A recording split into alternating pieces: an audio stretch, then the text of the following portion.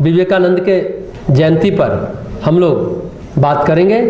आज कुछ ऐसी ऐसी बातों की चर्चा करते हैं जो शायद आप लोगों को नहीं मालूम होगा। आज उनके जन्मदिन पर, उनकी जयंती पर याद करने का मन होता है। स्वामी विवेकानंद के बचपन का नाम क्या था आप लोग? नरेंद्र नाथ दत्त। जब वे नरेंद्र नाथ कहलाते थे, शुरू में कलकत्ता में दक्षिणेश्वर के पास एक पंचवटी है जहाँ 5 पेड़ लगे हैं, वहाँ ध्यान करने गए।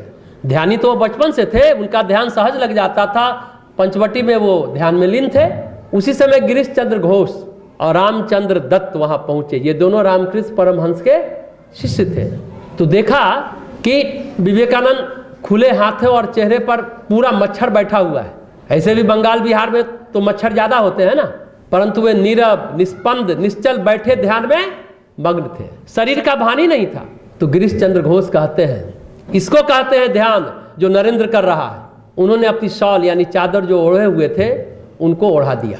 फिर कहा, हम लोग तो ध्यान नहीं कर पाते, लेकिन देखो नरेंद्र कितना स्थिर होकर ध्यान कर रहा है। हालांकि अंत समय में विवेकानंद ने क्या कहा था, अगर मैं दोबारा जन्म लूंगा तो किताबें पढ़ने की नहीं, एकाग्रता का अभ्यास करूंगा। उनके अनुसार वो एकाग्र नहीं थे, लेकिन गिरीश चंद्र घोष के अनुसार उनका ध्यान सहज लग जाता था।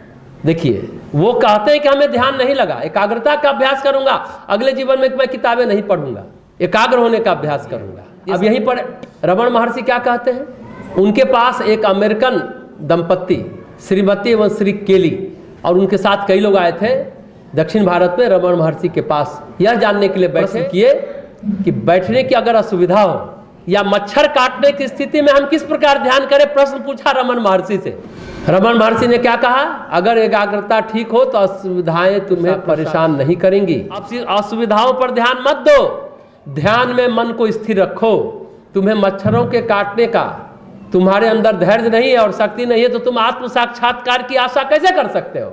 जीवन में सारे कष्टों को सहते हुए साक्षात्कार होना चाहिए। कष्टों को सहते हुए ही साक्षात्कार होना चाहिए।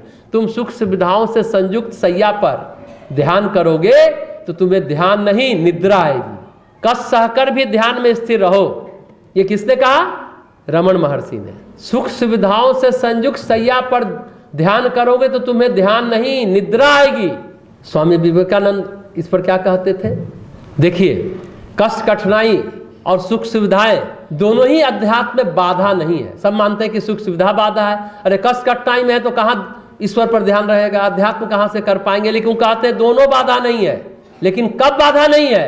स्वामी जी कहते हैं जब इनकी दिशा सही हो, कष्ट कठिनाइयां भी ईश्वरोन्मुख हो और सुख सुविधाएं भी ईश्वरोन्मुख हो। तब कष्ट कठिनाइयों में दिमाग मत लगाइए, कष्ट कठिनाइयों में दिमाग नहीं लगाना चाहिए। चेतना ईश्वर उन्मुखी होनी चाहिए, ईश्वर के सम्मुख रहिए। सिर्फ यह सोचना चाहिए कि कष्ट कठिनाइयों के रास्ते से भगवान हमें पार लगाना चाहता है। साधन सुविधा में उसी तरह ध्यान मत लगाइए, उसे भटकना नहीं चाहिए। साधन सुविधा में बहुत ऐसा आराम कर रहे हैं, मौज मस्ती कर रहे हैं, उस समय भी यही सोचना चाहिए कि इसी रास्ते भगवान हमें पार लगाना चाहता है। सच ये है कि यह जीवन क्या है? यह जीवन सहज मरणोन्मुख है। जब से हमने जन्म लिया है हमने इसे मरणोन्मुख बना रखा है। हर व्यक्ति मृत्यु की ओर अग्रसर है, क्योंकि यह प्रकृति का विधान है कि जीवन मरणोन्मुख है। इस प्रकृति प्रदत्त मरणोन्मुख जीवन को ईश्वरोन्मुख बना लेना ही अध्यात्म और जीवन की सफलता है। जब आपके चिंतन और चेतना का प्रवाह पूरी तरह से ईश्वरोन्मुख हो जाए तो मालूम है क्या होगा? मृत्यु भी अमृत तत्व का स्वाद देती है। मृत्यु में भी अमृत का स्वाद मिलता है। स्वामी विवेकानंद इस बात को कहते हैं। वो कहते हैं अगर आपके चिंतन और चेतना का प्रवाह पूरी तरह से ईश्वर के उन्मुख हो जाए तो मृत्यु भी अमृत तत्व का स्वाद देती है। मृत्यु में भी अमृत का स्वाद मिल जाता है। स्वामी विवेकानंद के व्यक्तित्व में एक जबरदस्त खूबसूरती है, वो थी राष्ट्र प्रेम, देश प्रेम, मातृभूमि के प्रति प्रेम, भारत और भारतीय संस्कृति के प्रति प्रेम पूर्ण समर्पण। सिर्फ प्रेम नहीं, समर्पित भाव से प्रेम था। यह उनकी नैसर्गिक स्थिति थी। कोई सोच करके भारत माता की जय नहीं करते थे, उनकी चेतना में घुला बसा था। जानते हैं रविन्द्रनाथ टैगोर क्या कहते थे? कोई भी आता था उनसे मिलने बंगाल में, अगर आप भारत को जानना चाहते हैं, भारत को समझना चाहते हैं तो स्वामी विवेकानंद को पढ़िए, जानिए और समझिए। आपने विवेकानंद को पढ़ लिया, समझिए, भारत को पढ़ लिए, भारत को जान गए, भारत को समझ गए। इतनी बड़ी बात है। भारत और विवेकानंद एक नहीं, अलग नहीं है, एक है। स्वामी विवेकानंद से भी पहले जो साधु महात्मा होते थे वो क्या होते थे? वो विरक्त होते थे, राष्ट्रभक्त नहीं होते थे। राष्ट्रभक्त महात्मा होने का जो आरंभ हुआ, जो परिपाटी चली, वो स्वामी विवेकानंद जी से हुआ। राष्ट्र और राष्ट्रीयता उनके खून में रची बसी थी।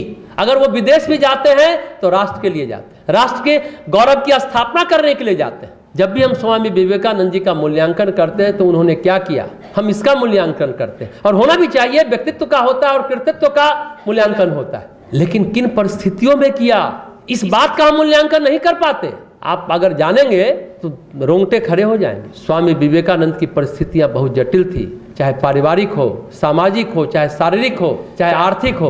उन परिस्थितियों में काम करना, और उनके पास ज्यादा समय भी नहीं था, बस 7-8 सालों का समय था। उस 7-8 सालों में वो जितना प्रेरित कर सकते थे, परिवर्तित कर सकते थे, निर्माण कर सकते थे, उन्होंने किया।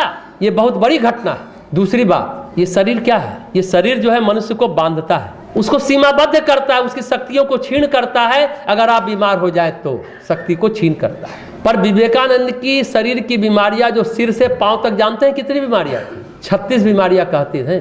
वो बीमारी उनके जीवन की चेतना को छीन नहीं कर सकी। ये बहुत मूल्यवान चीज है, इसका मूल्यांकन बहुत कम होता है। उनका आत्मबल, उनका मनोबल, जो भी कहे, बहुत ही मूल्यवान है। और सबसे बड़ी बात है, जो भी व्यक्ति आध्यात्मिक जीवन की राह पर चलता है, आज क्या है, कोई भी आध्यात्मिक जीवन की बात करिए, अभी कुंभ लगा हुआ है, कुंभ में चमत्कारी बाबाओं को टीवी पर दिखाते हैं। किसी अलौकिकता की फेर में आध्यात्मिक जीवन चाहते हैं कई लोग, सिद्धि, शक्ति और सामर्थ्य के फेर में आध्यात्मिक जीवन जीना चाहते हैं। लेकिन स्वामी विवेकानंद के मन में ऐसी कोई चाहत कभी नहीं थी। जब रामकृष्ण परमहंस ने कहा कि मैं तुम्हें सब सिद्धियां देना चाहता हूं, तो उन्होंने क्या कहा, ध्यान से सुनिए, उसे क्या होता है, उसे हमें परमेश्वर की प्राप्ति हो जाएगी? रामकृष्ण परमहंस बोलते नहीं, वो तो नहीं होगी। फिर इसे अपने पास रखे, वो सिद्धियां स्पष्ट 2 टूक में कहा, फिर ऐसी सिद्धियां आप अपने पास रखिए। ऐसे थे विवेकानंद। विवेकानंद का वैराग्य और विवेक उनमें रचा बसा था। वैराग्य और विवेक के वे मूर्तिमान रूप थे। न एक क्षण के लिए उनका वैराग्य कमजोर हुआ और न एक क्षण के लिए उनका विवेक कमजोर हुआ। इसलिए गिरीश चंद्र घोष ने क्या कहा, जब माया उनको बांधने गई तो इतने बड़े हो गए कि माया उनको स्पर्श ही नहीं कर पाई। संसार और सांसारिकता उनके मन को स्पर्श नहीं कर पाता। उन्होंने बेलूर मठ बनाया, बहुत बड़ा। आप लोग जब भी कलकत्ता जाएं तो बेलूर मठ जरूर जाएं। उसका जनरल बॉडी बनाया, व्यवस्था बनाई, सब कुछ करके भी सब मठ का काम किया। लेकिन जब उसके प्रथम अध्यक्ष कौन बने थे, बेलूर मठ के प्रथम प्रेसिडेंट कौन थे? स्वामी ब्रह्मानंद, वो बने। जबकि स्वामी विवेकानंद चाहते तो बन सकते थे, क्योंकि उन्होंने सब निर्माण किया था, सब पैसा जुटाया था, लेकिन उन्होंने ऐसा नहीं किया। हम लोगों को इस बात से प्रेरणा लेनी चाहिए। सच कहे तो बात बहुत साधारण भी है और बहुत कठिन भी है। हम कर्म करके उससे अलग हो जाए, यही तो वेदांत है। हम बोलने के लिए बोलते हैं, हमारा कोई लगाव नहीं है, लेकिन कहीं ना कहीं हम उसमें इन्वॉल्व होते हैं, कुछ ना कुछ होते हैं कोई भी निर्माण में। विवेकानंद न अध्यक्ष है, न मैनेजर है, न सचिव, न ट्रस्टी है।